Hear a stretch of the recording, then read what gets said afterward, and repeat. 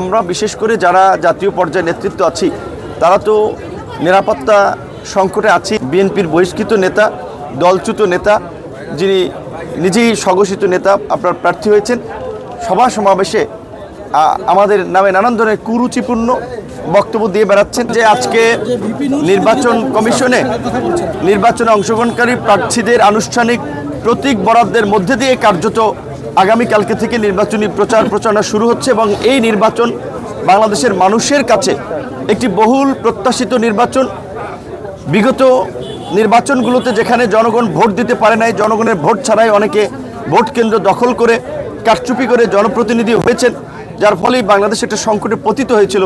তো আজকের এই যে পরিবর্তিত বাংলাদেশ, এই বাংলাদেশে দাঁড়িয়ে দলমত নির্বিশেষে সকলকে নিয়ে আমরা যে আগামীতে একটা নতুন বাংলাদেশ বিনির্মাণের কথা বলছি, আগামীর জাতীয় নির্বাচন সেই নতুন বাংলাদেশ বিনির্মাণের পথে একটি গুরুত্বপূর্ণ ভূমিকা রাখবে। আমরা সংসদ সদস্য নির্বাচিত হতে পারলে আমাদের প্রধানতম কাজ হবে মুক্তিযুদ্ধের স্পিরিটের আলোকে, জুলাইয়ের আকাঙ্ক্ষার আলোকে আগামীর নতুন বাংলাদেশ বিনির্মাণ করা, যেখানে দল মত নির্বিশেষে প্রত্যেকটি মানুষ এবং নাগরিক যেন নিরাপদ থাকে, তারা যেন অধিকার এবং মর্যাদা নিয়ে বাস করতে পারে।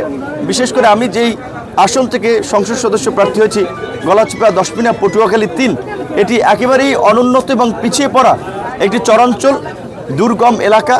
এখানকার রাস্তাঘাটগুলোর বেহাল দশা, কাজেই মানুষের চলাচলের জন্য এখানকার রাস্তাঘাটগুলো করা, অবকাঠামো উন্নয়ন করা আমার একটি প্রধান দায়িত্ব। এই অঞ্চলে বিশেষ করে দীর্ঘদিন ধরে আমরা রাজনৈতিক হানাহানি, সংঘাত, সহিংসতা দেখে আসছি। তরুণ প্রজন্মের মানুষ হিসেবে লাশের বদলে লাশ, রক্তের বদলে রক্ত, হামলার বদলে হামলা, এই সংঘাত সহিংসতাপূর্ণ পরিস্থিতি থেকে আমরা সমাজ এবং রাষ্ট্রকে বের করে আনতে চাই। গলাচিপা, দশমিনা দিয়ে আমরা সেটি সূচনা করতে চাই এবং আগামীতে দলমত নির্বিশেষে সকলকে নিয়ে আমরা এলাকার উন্নয়নে, এলাকার শান্তি শৃঙ্খলা রক্ষায় আমরা কাজ করব। এখানে কোনো রাজনৈতিক হানাহানি, সংঘাত, সহিংসতা, বিভেদ, বিদ্বেষ যেন না থাকে সেটি নিশ্চিত করাও আমার একটি প্রধানতম দায়িত্ব থাকবে। তো করে এলাকার শান্তি শৃঙ্খলা, একটা সামাজিক সম্প্রীতি এবং নতুন একটা পরিবেশ তৈরির মধ্য দিয়ে আমরা এই গলাচিপা, দশমিনাকে আগামীতে বাংলাদেশে একটি রোল মডেলে পরিণত করব, যেই রোল মডেল দেখে পুরো বাংলাদেশ অনুসরণ করবে ইনশাল্লাহ। নির্বাচনে আমরা বিশেষ করে যারা জাতীয় পর্যায়ে নেতৃত্ব আছি তারা তো নিরাপত্তা সংকটে আছি, নিরাপত্তার একটা থ্রেট আছে এবং আপনারা জানেন যে আমাদের অনেকের সাথে সরকার গানম্যান দিয়েছে। তো এটা স্থানীয় প্রশাসন তারা এই নিরাপত্তাটি নিশ্চিত করবে। তবে আপনার বৈধ অবৈধ সকল অস্ত্রই নির্বাচনের সময় আপনার একেবারেই যারা খুব ঝুঁকিতে নয়, সে ঝুঁকিতে আছে, তাদের ব্যতীত অন্যদের এই অস্ত্রগুলো উদ্ধার করা প্রয়োজন।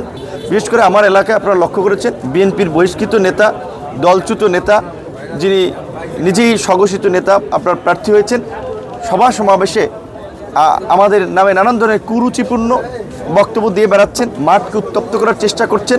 ঢাকা থেকে সহকারী বিভিন্ন জায়গা থেকে সন্ত্রাসীদেরকে এনে এলাকার মানুষকে হুমকি দামকি দেওয়াচ্ছেন। তো এদের মতলব হচ্ছে যে নির্বাচন বানচাল করা বা ঝামেলা করে পত্রপত্রিকায় নিউজের মাধ্যমে আলোচনায় থাকা। তাই আমি নির্বাচন কমিশন, স্থানীয় প্রশাসন তাদেরকেও বিষয়টি আমলে নেওয়ার জন্য আহ্বান জানাবো এবং একই সাথে আমাদের যেহেতু আমরা বিএনপির সাথে আমরা অ্যালায়েন্স করে নির্বাচন করছি, বিএনপির সকল নেতা কর্মীদেরকে বলবো দল থেকে বহিষ্কৃত কোনো নেতা যেন দলের সেন্টিমেন্ট ব্যবহার করে বা দলীয় নেতাকর্মীদেরকে বিভ্রান্ত করে আগামীর এই জাতীয় নির্বাচন যেন প্রভাবিত করতে না পারে, নির্বাচন যেন নস্যাৎ করতে না পারে, এলাকার পরিস্থিতি যেন অস্থিতিশীল করতে না পারে, সেজন্য আপনারা কাজ করবেন এবং এই দলের আদর্শ বিরোধী দলচ্যুত নেতাকর্মীদেরকে সেটা আপনারা ব্যবস্থা নেবেন।